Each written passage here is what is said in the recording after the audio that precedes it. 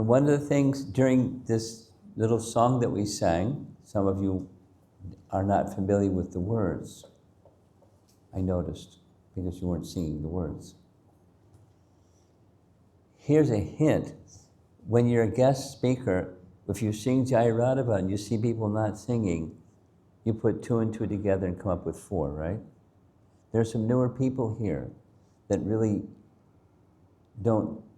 are unfamiliar with some of the little Hare Krishna rituals that we do, like singing Jai Radha Madhava. How many here are in that category that are kind of newer? Because the topic for this evening is practical wisdom from Srimad Bhagavatam. And then so the next question is, how many here need a little introduction to what is Srimad Bhagavatam? Raise your hand. This gentleman, you raising your hand? You. Yes. Are you familiar with Srimad Bhagavatam a little bit? A little bit, okay. Okay.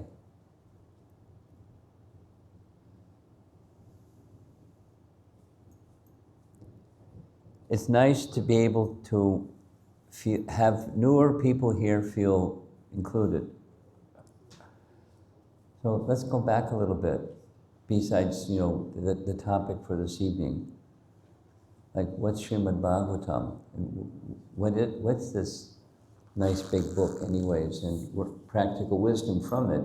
What is it? Here's a very simple way. Those of you that raised your hand, are you familiar with Bhagavad Gita?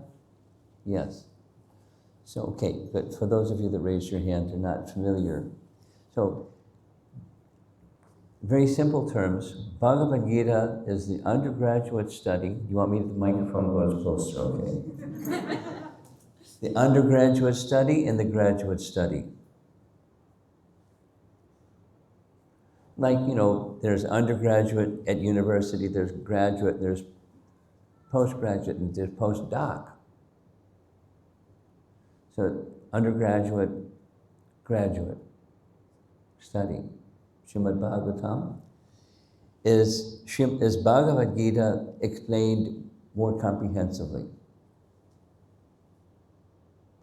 Everything that's in the Srimad Bhagavatam is already in Bhagavad Gita, because Bhagavad Gita is the foundation. And then what goes on top of the foundation is resting on the foundation. It's within it. But it's more elaborately explained. The context of Srimad Bhagavatam, just like Bhagavad Gita has its context, it's a battlefield, and the Pandavas and the Kauravas, and the good guys and the bad guys, and the bad activities of the bad guys, really bad activities. And then there's a leader of the bad guys, Duryodhana. And then there's the good guys, the Pandavas, the elder brother Yudhishthira. So there's the drama, and then there's the battlefield, and Arjuna is the hero amongst the Pandavas. He is the best of the warriors, and he decides, I can't do this. And that's the context. And then Krishna speaks. Wisdom. He instructs Arjuna in the science of self-realization. The Gita Reading Society, right? So the Bhagavatam context is 2 generations later, there's the grandson of the Pandavas who's in a predicament. A good story has there's a conflict and there's the resolution of the conflict. So the conflict is, he was cursed to die in 7 days due to an offense made to a Brahmana that was, we can say, inspired by the super soul within the heart of the king. Maharaj Parikshit was his name. He was the grandson. And he made a big mistake. He offended a brahmana. And the son, little boy, son, who was off at school, he heard, my father has been offended by the king. I curse the king. And he uttered a Vedic mantra. And so he was to die in 7 days. The king, the brahmanas found out that his son made this curse. The brahmana informed the king, I thought you should know you're going to die in 7 days. I feel really badly. My son did this, but it's a mantra that can't be taken back, so prepare yourself. So he's preparing himself. The king, Maharaj Parikshit, gave his kingdom to his eldest son, Janamejaya, and gave his royal attire and royal ornaments and crown and royal throne, and he prepared for death wearing the garments of a mendicant. Sat on the bank of the Ganges and invited all the sages in his kingdom, which was the world, to come and advise him what to do with the remaining 7 days. He was virtuous, but what is the proper thing to prepare oneself for death? And that's a question that everyone should have, because we don't know if we have 7 days, 7 minutes, 7 years, 70 years, whatever the number is, death is certain, and what to do to prepare.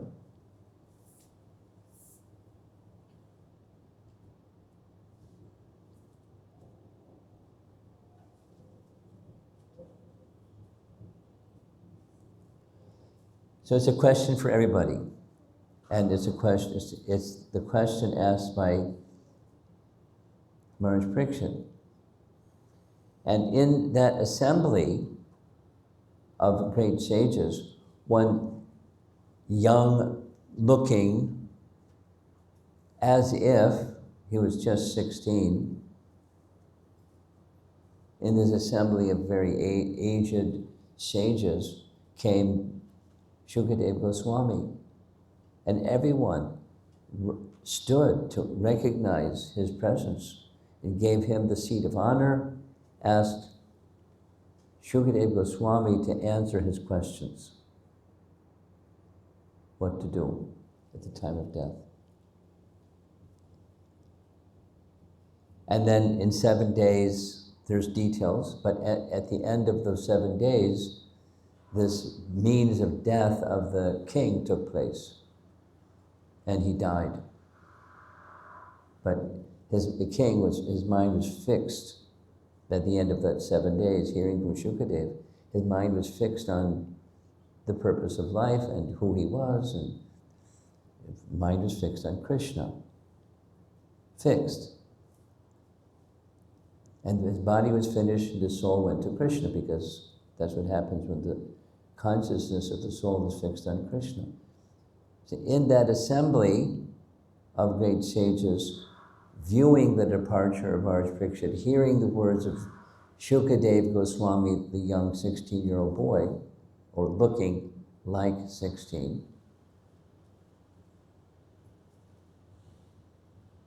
there was one learned fellow. His name was Sutta. So part 2 is there were a number of sages, a vast number of sages knew that after Krishna's departure, there's a decline in this present age, decline in everything.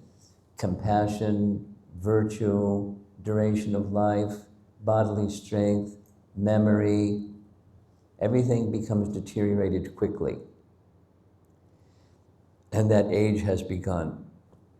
So these personalities, these great sages, they decided to go to a holy place and perform one sacrifice after the next sacrifice. As soon as one is ended, the next one begins for 1,000 years to neutralize the negative influences of this present age. And so the present age is in full swing, and things are becoming degraded and more degraded and more degraded. But they had an idea to diminish that degradation influence by conducting sacrifices, Vedic sacrifices, for 1,000 years, one after the next after the next. That was their plan. And lo and behold, in their midst came one person who just heard that whole narration. His name was Sutta Goswami. And they said, "Oh, Sutta, you just heard Srimad Bhagavatam directly, in person, from Shukadev Goswami, narrating to Maharaj Parikshit. Could you tell us what you heard?" That's the context. So the question is, what's the duty of a person who's about to die? What's the most important thing that one should do when you know, turn the corner and there's death? You don't just avoid turning the corner because time moves. So that's the context. It's Sutta Goswami speaking to the sages in a sacred place. Naimisharanya is the name of the place. And their intention was the 1,000-year yagya, and instead they're going to hear Sutta explain Srimad Bhagavatam. That's the context. So in the first canto, we're going to discuss Canto 1, Chapter 2. But Canto 1, Chapter 1 of Srimad Bhagavatam, the sages ask 6 questions of Sutta Goswami. Because the format of scripture commonly is question-answer. There's someone asking, there's someone answering. Asking, questions, answers. So there's 6 questions. And the first of those 6 questions, they're all good questions, like superlative questions. The first question was, "Oh, Sutta, please summarize the essence of all the vast Vedas." Good question. Because the Veda means knowledge. And what's the essence of knowledge? Please. And so Canto 1, Chapter 2 begins answering that first of the 6 questions. The essence of all the Vedas, please. Summary, capsule. So we're going to discuss that. So this is practical wisdom from Srimad Bhagavatam. That's the topic that I was asked to speak about. Practical wisdom. Death is a practical thing. And meeting it in proper consciousness is a practical thing. So how do you prepare your consciousness? Or what's the purpose of life? And how to achieve it? It's another way of asking that same question. What's the purpose of life? And how to achieve it? That's what you're supposed to do. Now, supposing, the life expectancy today is whatever it is, and it's diminishing. Our forefathers lived longer, and they were stronger, and et cetera, et cetera. So as life diminishes, so duration of life diminishes, and qualities and so forth, compassion, modes of nature. So this is the first. Now we're going to go to text number 6. Whoever's controlling the verse. There we go. Fantastic. Verse number 6.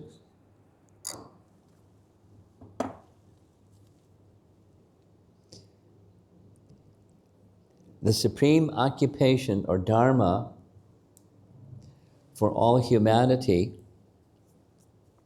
is that by which men can attain to loving devotional service unto the transcendent Lord.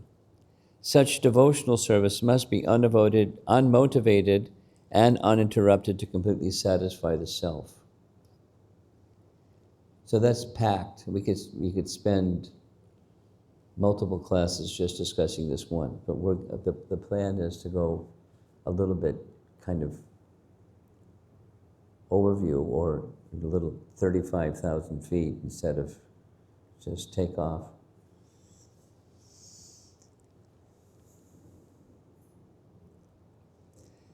Same idea as in Bhagavad Gita. What's the idea of Bhagavad Gita? What's the purpose of the Vedas? From Bhagavad Gita. Vedaishta Sarvair Aham Eva Vedyo. The purpose of the Vedas is to know Krishna. Purpose of the Vedas. So here's the purpose of the Vedas. The summary, the essence of the Vedas. The supreme occupation, dharma,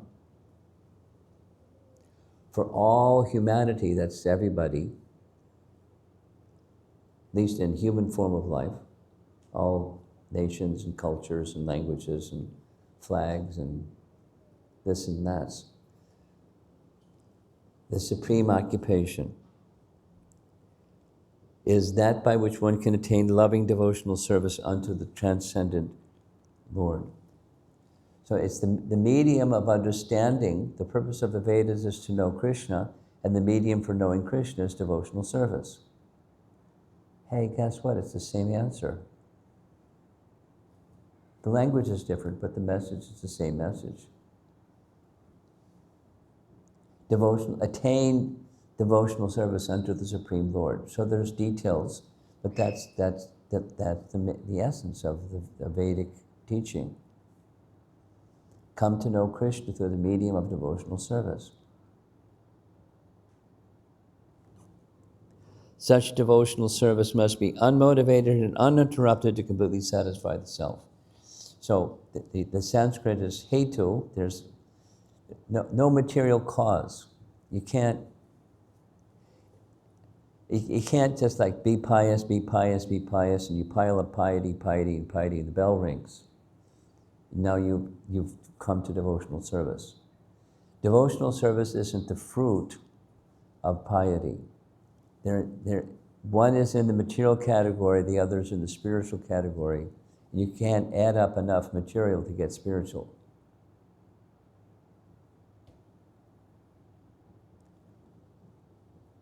It helps, but one can attain devotional service even if one doesn't have that heaps and piles of piety. So there's something else that is the spark or the impetus or the trigger for devotional service. And that's the association of those who are carrying devotional service. The association of those who are carrying devotional, those that have fire can start a fire. And the fire of devotional service, someone is carrying in their heart, they can ignite someone else that's not yet been a recipient of that fire of devotional service. That's how devotional service can begin. So that's the supreme occupation, is to receive that from someone who has it. And then cultivate it. So the motivation for such devotional service to completely satisfy the self, there's no material cause. Whether anything you want to name, austerities or charity or knowledge, or you can't stack up material somethings and get transcendence. And it doesn't satisfy the self, supposing it looks like, but it's not. There's no true bhakti when you're doing stuff. It's not complete satisfaction of the self. So there's no material impetus, There's nothing material that can stop it once it's moving.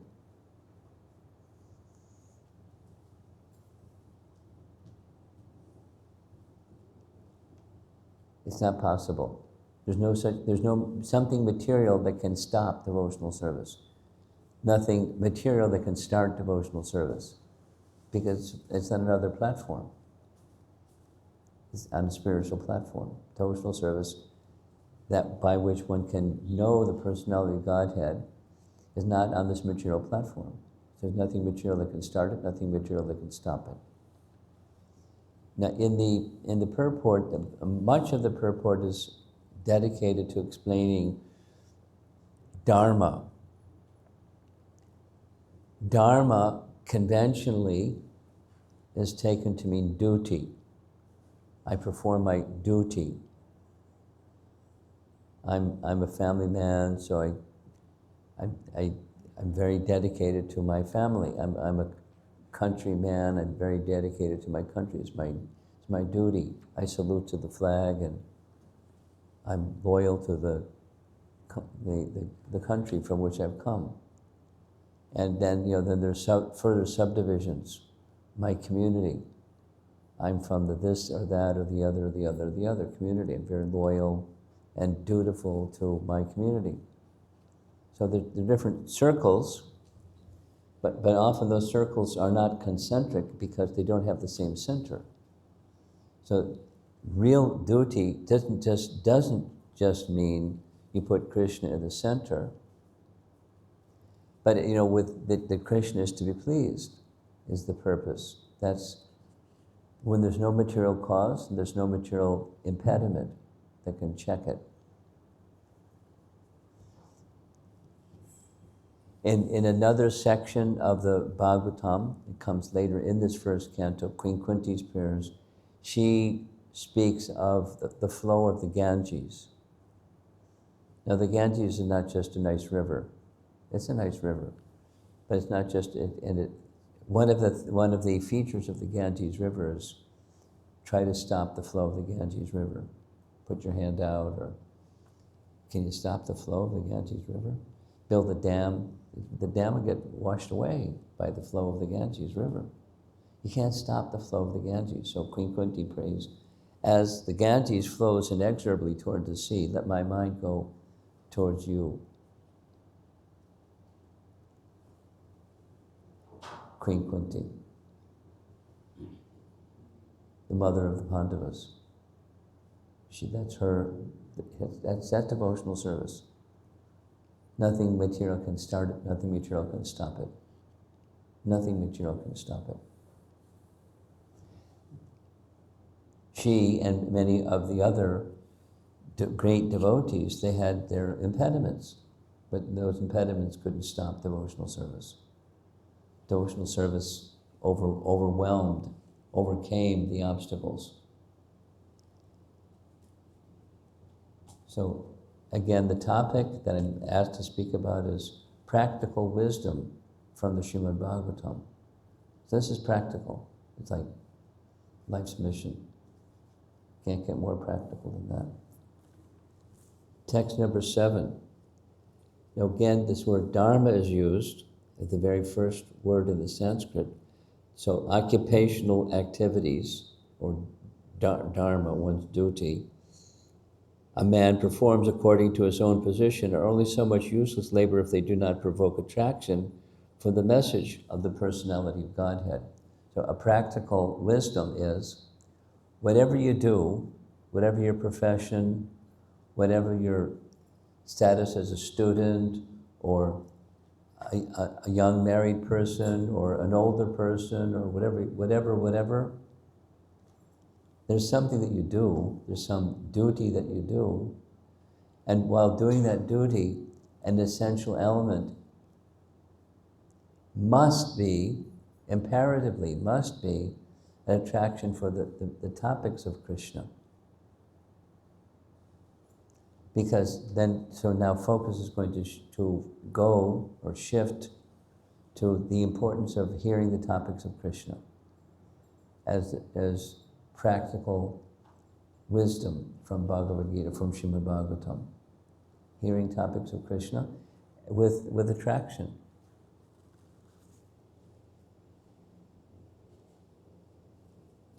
The Sanskrit word is rati. It's a nice word. Rati is translated in the word for word as attraction. But, another explicit meaning of the word rati is ecstasy, bhava. Bhava and rati are used interchangeably. This equals that, 100% equal. So attraction in ecstasy. So at least attraction, the preliminary is, because the preliminary leads to the mature. The seed leads to a plant, leads to leaves, and then flowers, and then fruits. Start from the seed. So the seed is this attraction to topics of Krishna. So you be a dutiful person without attraction for the topics of Krishna. You miss something. The essence of practical wisdom of the Bhagavatam is missed completely. So don't let that happen. Then with Srimad Bhagavatam, hearing the topics of Srimad Bhagavatam, that is accomplished. The attraction for the topics of the personality of Godhead, along with doing your duties nicely, according to scripture and the guidance of spiritual teachers.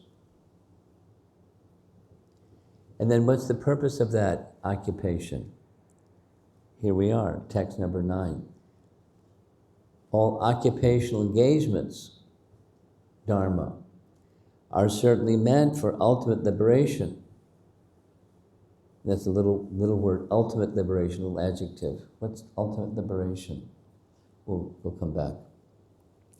They should never be performed for material gain. Furthermore, according to sages, one who is engaged in the ultimate occupational service should never use material gain to cultivate sense gratification. So the inspiration, the what's inside to do occupational duties in relation to scripture shouldn't be to achieve something. And then supposing something comes. Well, I guess I'm supposed to be the enjoyer of that something because look, here it is.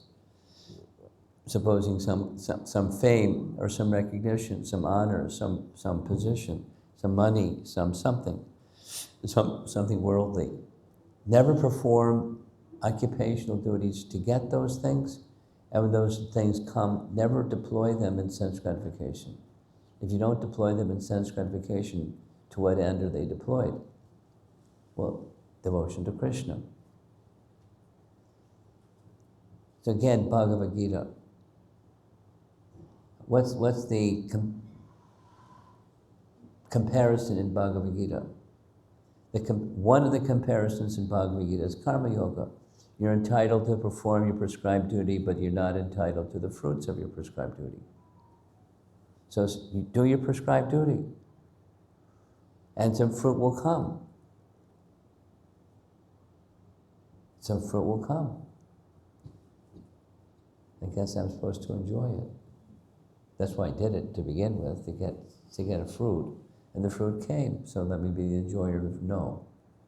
The fruits go to the Supreme. That's karma yoga. Perform prescribed duty, but you're not entitled to the fruits. Ma paleshu kadachana. You're not entitled to the fruit.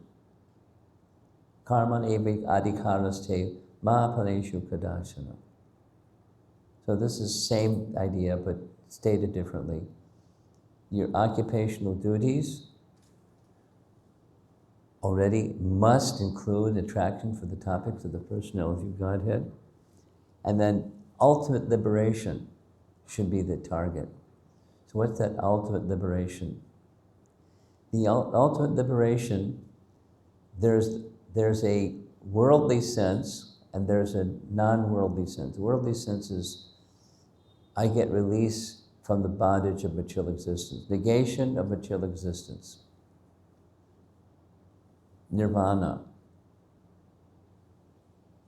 No longer involved in material existence. That's a material sense. Material, by negation, it's a material sense. Here's material existence. And then there's a negation of material existence. It's heads or tails, but it's the same coin. So what's the other currency besides heads and tails? The ultimate liberation is connecting with the Supreme. Eternal engagement in loving service to the Supreme. Eternal engagement in loving service to the Supreme. So let's go back to the question from chapter 1. What was the question again? The question was, please summarize the essence of the entire Vedas. The Vedas are vast. The essence, please, so that this is the answer to that. The essence is ultimate liberation, or being engaged eternally in one's spiritual identity in relation to the original source of everything, the Supreme Spiritual Person. And we're going to get there. What's that ultimate essence? But let's get the direction clear, then we'll add the final destination, our GPS. That's one way of doing it. You can just put the destination and have a good GPS. And you'll get there. Because it'll tell you, turn left, turn right.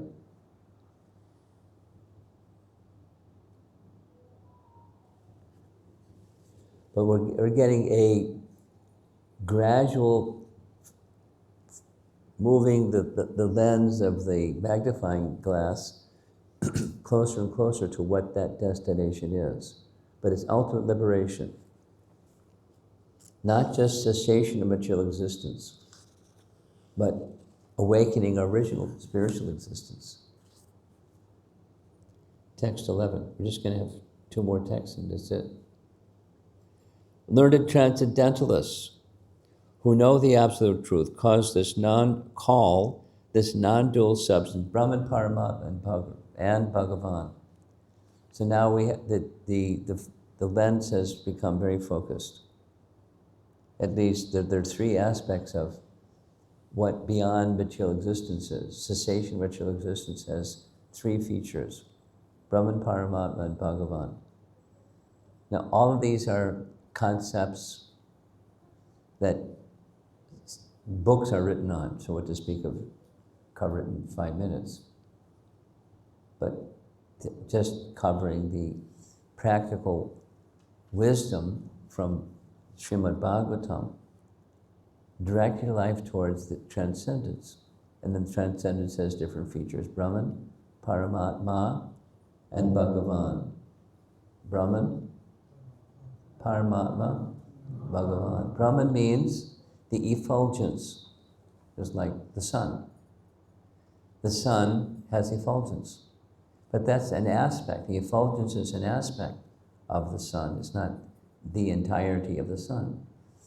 Then there's a localized feature. There's the sun is up there in the sky. It's not just effulgence, but it's localized. And then further, more subtle and more personal is there's a sun god, or a person that not only has a location, but is very effulgent, it gives effulgence. Sun god. And similarly, the absolute truth is realized and has in these 3 phases. Brahman, the pervasive jyoti or light of transcendence, the localized place from which this jyoti emanates, and the sun god within the sun planet. Vivaswan, by name, mentioned in Bhagavad Gita. Chapter 4, Bhagavad Gita, Vivaswan's name is mentioned. So let's do just a quick review. The practical wisdom of Srimad Bhagavatam is everyone has some duty, and perform your prescribed duty in such a way that this absolute transcendent destination is connected with. And hearing the topics of that transcendence is essential. Direct it towards achieving ultimate liberation. Don't be motivated. There's nothing material that can start it or stop it. And when that is achieved, the self one is satisfied. That there's this nature of this transcendence, Brahman Paramatma Bhagavan. Now, how to do all these things? First, there's the what, and then there's the how. But even before the what and the how is the why. Like, why is all this important? Why are we here tonight? Because the human form of life, I came from a far distant place to come here, to be with you. It was exhausting, plane ride. But here we are. So why? Because it's important. It's the life's mission. We're all spirit souls belonging to that source. There are different coverings, different bodies, different cultures, different languages, different genders. There's differences, lots of differences. But one of the samenesses is we're all part of that same light source, or the supreme source. We're a little spark. And human life is meant to reawaken that forgotten relationship with the supreme source. So we've come together to hear the practical wisdom, how Srimad Bhagavatam can help take us there, to that place where we're fully conscious, at least progressively more and more conscious, up to fully conscious of that source from which we have come. And we've all come from the same source. We're differently situated presently, but we all come from that same source. And we can assist one another primarily through sound. Now the final verse, text 12. The seriously inquisitive student or sage, well equipped with knowledge and detachment, realizes the absolute truth by rendering devotional service in terms of what he has heard from Vedanta Shruti. Now each one of these topics, it's a seminar. It's vast, but to summarize it quickly, in one sense it's not justice, but it's just give us a picture. Notice that the term devotional service has appeared several times. And there's a reason, because that's the essence of a living being. We're all servants.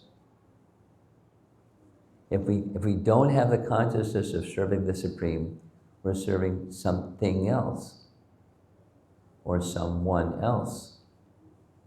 But we're servants by constitution.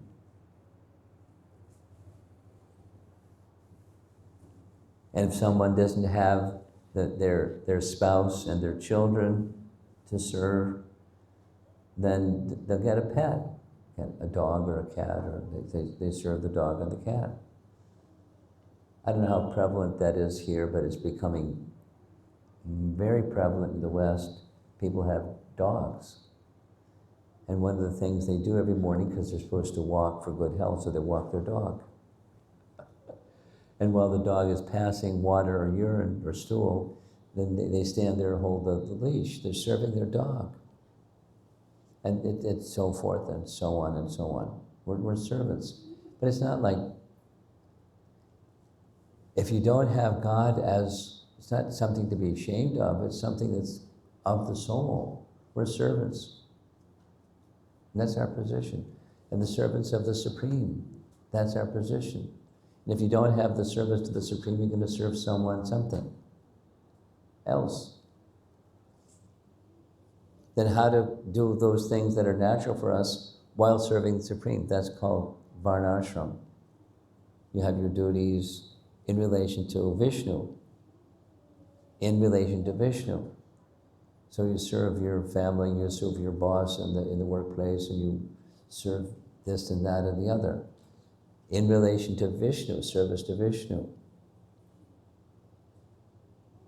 And that's Vishnu Bhakti. And then there's a whole science to Vishnu Bhakti or Krishna Bhakti. And the Srimad Bhagavatam unfolds it all.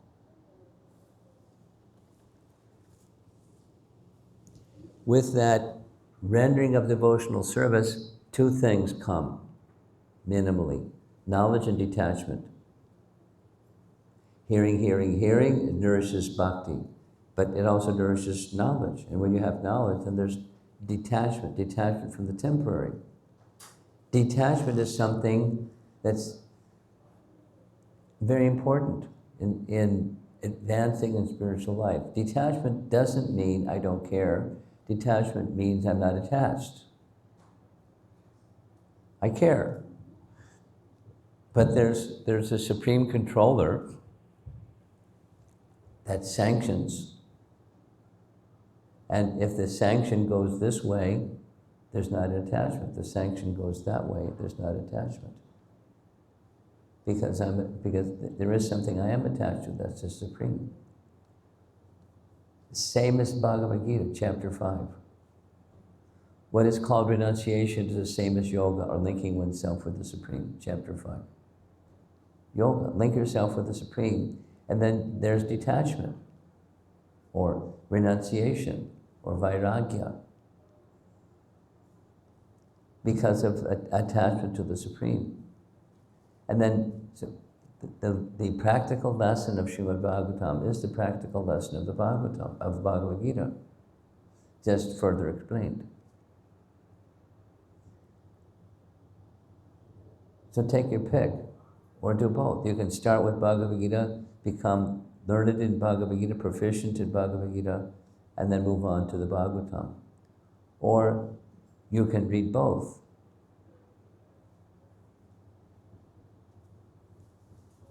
So both are, what our temples do commonly is both. Morning Bhagavatam, evening Bhagavad Gita class. Both. And then at a certain point, not everything is immediately understood, but at a certain point, a little light goes on saying, oh, I get it. Wiggle this over here, and that over there wiggles. It works. It's a science. It's a cause and effect science. Spiritual science. And Srimad Bhagavatam, practical wisdom of Srimad Bhagavatam is the spiritual science of meeting death, where your consciousness is in the right place, the elevated place, where the soul then returns to our eternal abode, or eternal place of shelter, the Supreme. That's practical.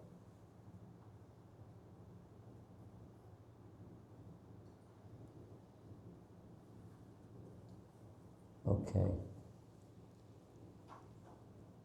It's 8:20. I'm going to pause and see if there's some discussion.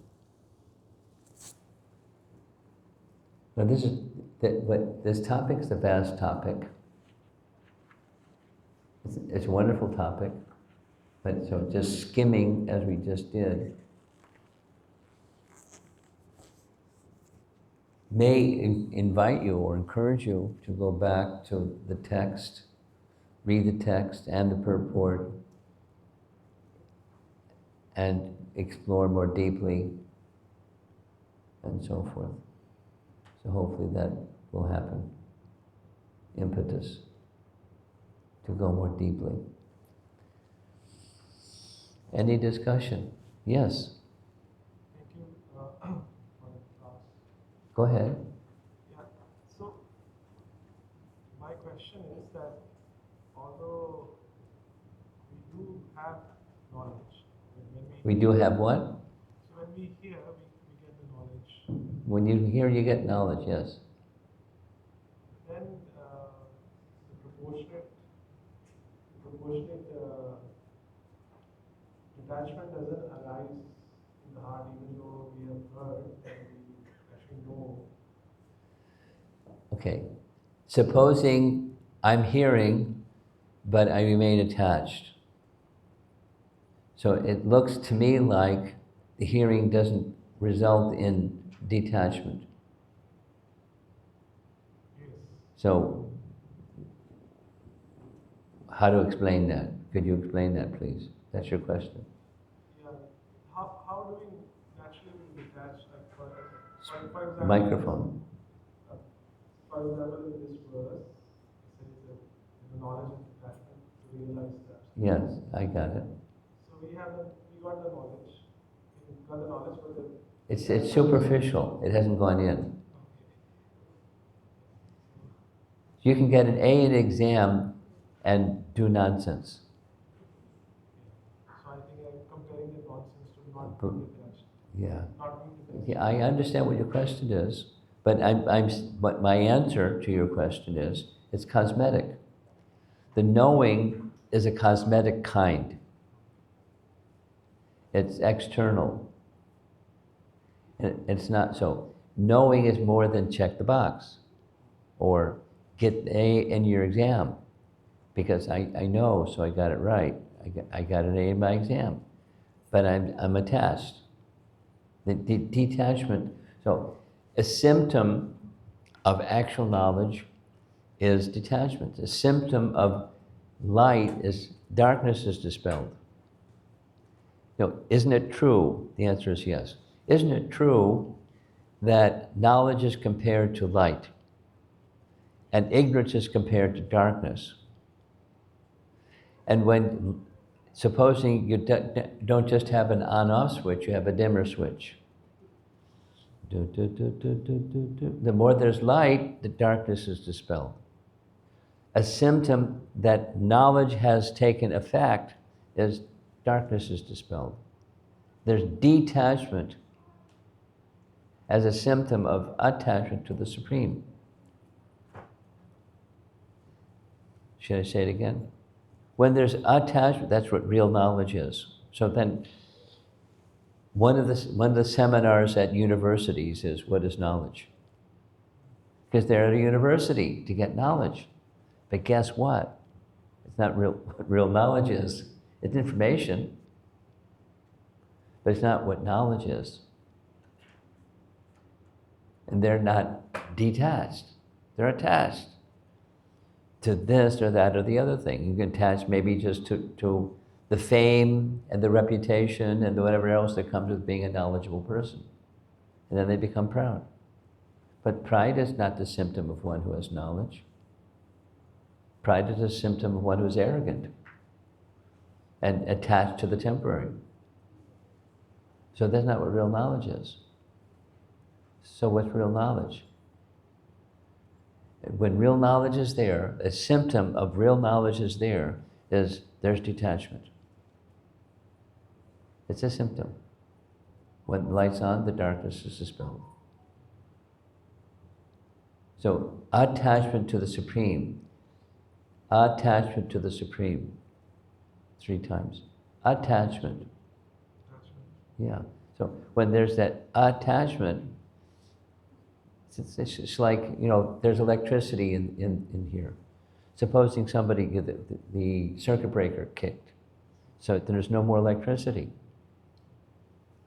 But when there's electricity, when the power is there, the power of electricity is there, there's what electricity can do. Electricity is an energy, electrical energy. But what's electrical energy? It's fire.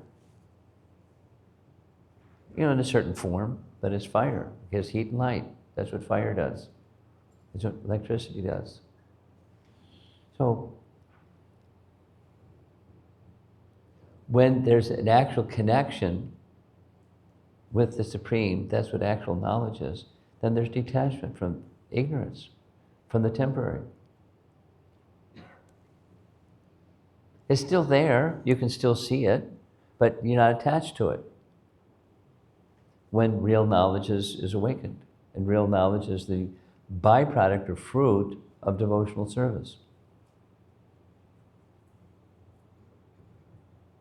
So it's a good way, the answer, the question you're asking is a good way to test oneself. You don't need somebody to hook you up to a meter. How advanced are you in Krishna consciousness?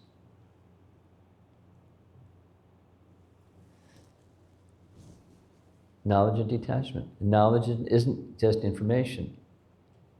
There's lots of information in universities, and those folks are attached. Attached to what? Attached to ignorance. Sorry to say.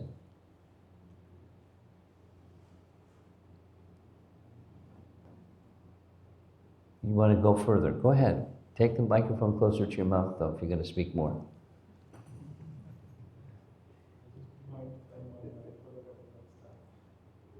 So can we Put it like this. So can I say that Thank you. unless there is a symptom of detachment, even reading of scripture is just superficial? Say it again. You just say it. You just say it without the microphone. Just say it. Unless there is a sense of detachment, is the reading of scriptures superficial? Well, it's not superficial. It's a beginning. You have to begin somewhere.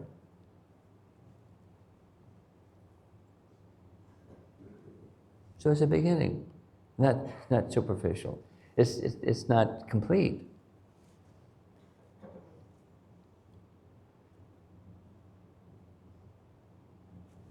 Consider, we engage in book distribution. What we want when people receive the book is that they read the book.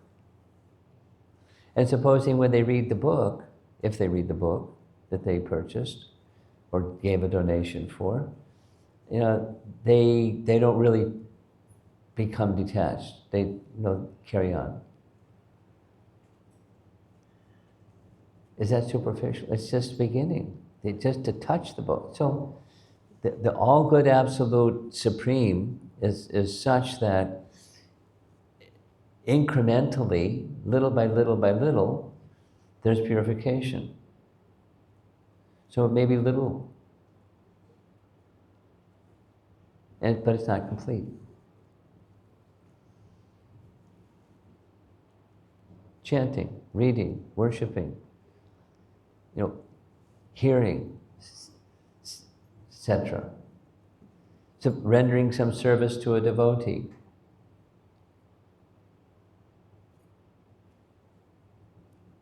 That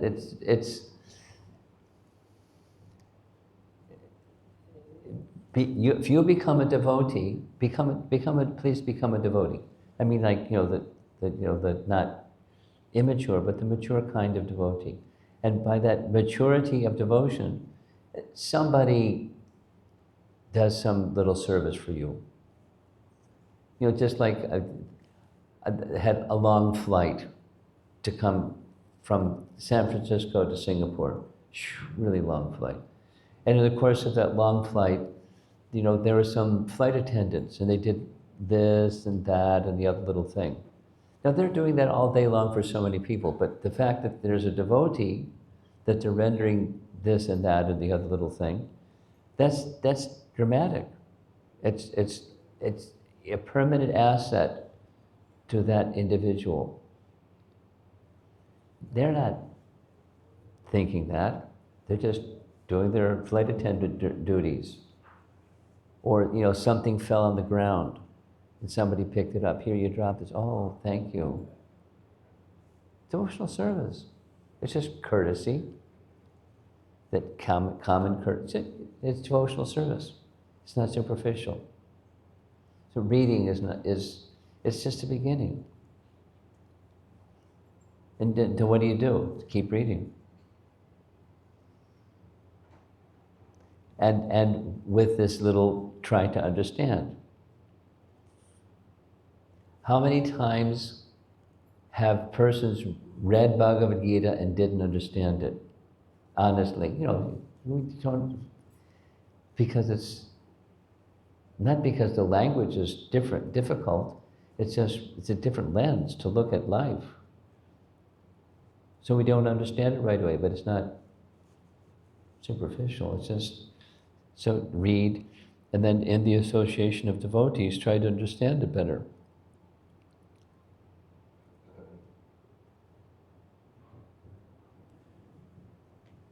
Someone else. Yes. Here comes the microphone. I hope it works. And I hope you... No, but it's people that are outside this room. I've always wondered, what is the thin line between detachment and the risk of getting complacent? And can The distinction between detachment and what's the other option? complacency or Complacency. lack of responsibility or accountability? Oh. I always worry that detachment, and maybe detachment from the outcome, may, at some level, it may convert into complacency. Yes, easy. Piece of cake. I'm detached.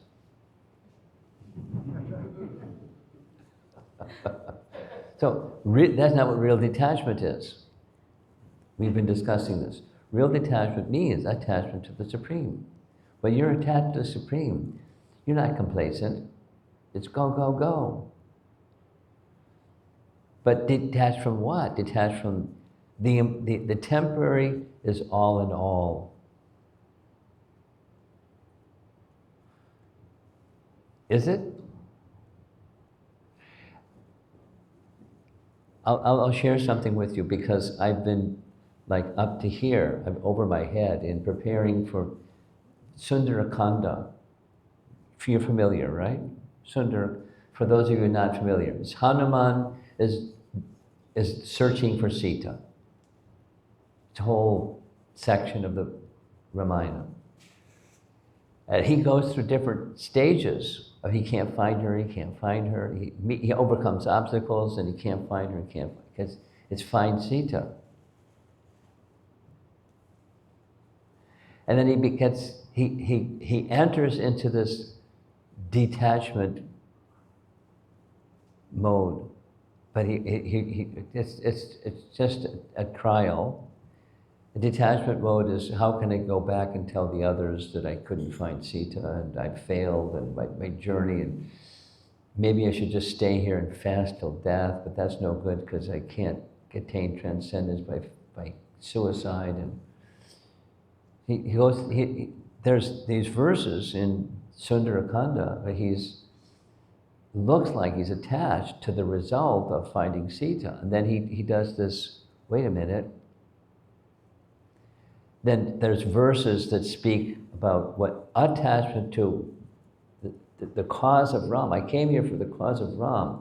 The outcome is not achieving the end. The outcome is serving Ram. Then he offers prayers to Ram and to Sita and to his spiritual master, the sun god, and did this and that. So he connects with higher powers. And then his intelligence goes on. Wait a minute, there's this place I haven't looked yet. The door opened. The Ashok garden. Let me look there. And then he sees Sita. And he's shocked because she looks so thin and pale and disheveled. But it's her. So then there's joy and sorrow. So there's emotion, but not I don't care complacency. That's bhakti. That's what real detachment is. The temporary is not what's important. The transcendental, serving Ram, serving the Supreme, serving my purpose of life, that's important. When that emerges, then there's detachment from the rest. That's not complacency.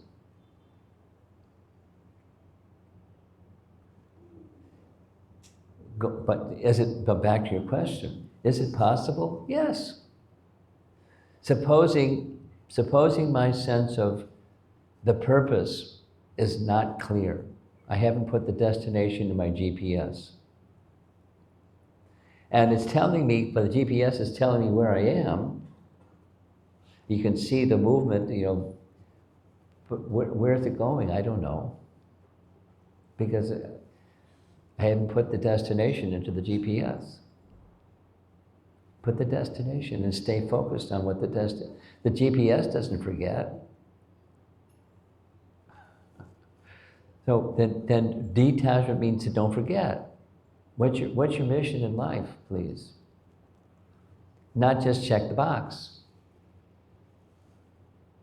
But that's how you live your life.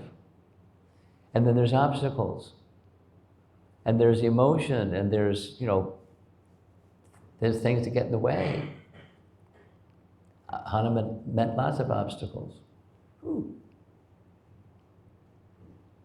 It's okay, but no complacency. Detachment from the material by attachment to the spiritual. That's detachment. Same, chapter 5, Bhagavad Gita, read it. What is called renunciation is the same as yoga, linking with the Supreme. I think we're going to end. We have 2 questions. We'll take this question, and then this question, then we'll end. Go ahead. Text 11. There's this phrase, non-dual substance. What's the phrase? Non-dual substance. Non-dual substance. Okay. And first of all, substance sounds a little impersonal. Sounds material. And I'm also wondering, what does Prabhupada mean by non-dual? Oh, that's easy. There's this realm, the place of duality. There's a place there isn't duality, that's non-dual. It's spiritual. Say non-dual. Spiritual. Material, spiritual. Dual, non-dual. So here, at night, wait a while, then it's day. So it's day and night. That's the happy, sad, pleasure, pain, winter, summer, honor, dishonor, duality. This is a place of duality. There's another place that's non-dual, or it's absolute. Another way of saying non-dual is absolute. So non-dual substance. So substance sounds material, substance, because that's our mind. Substance is material. But something material isn't substantial. It's now you see it, now you don't. Just as we were driving, there's this fantastic architecture building that's looks like they're going to tear it down. Now, for who knows how long, hundreds of years, really old, beautiful architecture. Now it's an abandoned place. They're going to knock it over and put up a big something or other. It's temporary. Beauty is temporary. Everything is, you name it, is temporary of this world. And then, so that it looks like substance, but it's not substance. What substance? That which is eternal. Therefore, non-dual substance. Real substance, just like, anyway, real substance is eternal. And that which isn't eternal isn't substance. It's not substantial. Insubstantial. Asat. So then there's Sat, non-dual substance. And Sat Chit Ananda, non-dual substance. It's a matter of language, and then it takes a while to have the language part of our brain relate to terms in terms of what they really mean. Just like, Dharma. Anybody worth 2 cents. Dharma means religious duty. A dharmic person is a religiously dutiful person. Religion means, it's like a dictionary definition, a type of faith. Is that really what religion is? Or is that really what Dharma is? So then you step back and look at the thing, and then you get a new vocabulary from reading consistently Srimad Bhagavatam and Bhagavad Gita. Like yoga. What's yoga? Asanas. Everybody knows what yoga is. You do asanas, maybe some pranayama, that's yoga. Haribol. Is that really what yoga is? No. I mean, it's a small part of one of the types of yoga. Well, what's yoga? Linking with the Supreme. Ooh, now you're talking religion, huh? Linking with the Supreme. Ooh. Okay. Language. Last question. Here comes the microphone. So, the topic today is practical wisdom. Yes. So, as a practicing devotee, for us, we understand the verses you mentioned is helpful for us to come up, day to day living Bhagavatam as a practice. Yeah. In terms of facing challenges or bringing compassion, unity, right? But at the same time, when we try to bring this topic, say practical wisdom, to introduce to our friends and well-wishers who are not so much regular in this, if we try to give these examples which we carry to our heart, they may consider their mythology. So what aspect of the practical wisdom from the Bhagavatam we can really bring them that they do not connect it with a direct reason, but they connect it with the betterment of their life for spiritual enhancement? Okay. First of all, this is the Gita Reading Society venue. So there was an assumption the audience is not the audience that you spoke about. But the wisdom is there. Now, your question is how to titrate, little bit by little bit by little bit. Titrate, it's a chemistry term. Little drops of this message so that people can relate to it as practical. And my answer to a question like that is it depends on the audience. One of the practical things that you can do for people, the audience that you mentioned, is to model what the Bhagavatam says.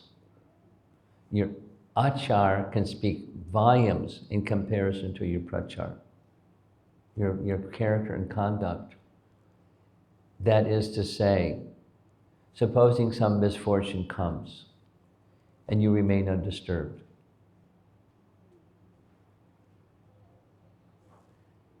And you're consistent in remaining undisturbed. And they notice it. Then they may start asking, what's up? What's with you? But if you behave unlike the Bhagavatam and Bhagavad Gita say, don't tell me your story, please. But if you model it, if you live it, and exemplify it, how you speak. This lady that brought the microphone to you, she's here in Singapore for the same reason that I'm here in Singapore. And that is, there's a little seminar at the university, and she's going to be speaking on Bhagavad Gita 17:15. Empathic communication or nonviolent communication or speech. So you speak in this company in such a way it models what Bhagavad Gita says. Speak the truth pleasingly, and only when the circumstance is the right circumstance for you to speak it pleasingly. And otherwise,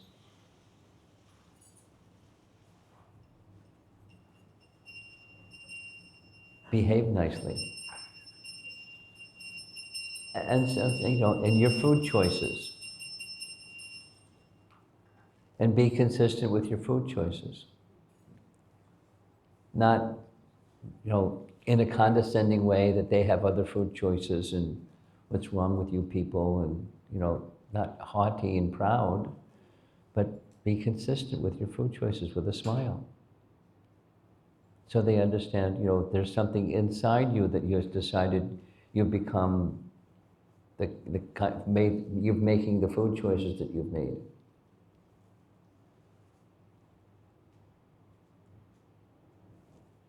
And like that. So it depends on but there's certain things that you want to model.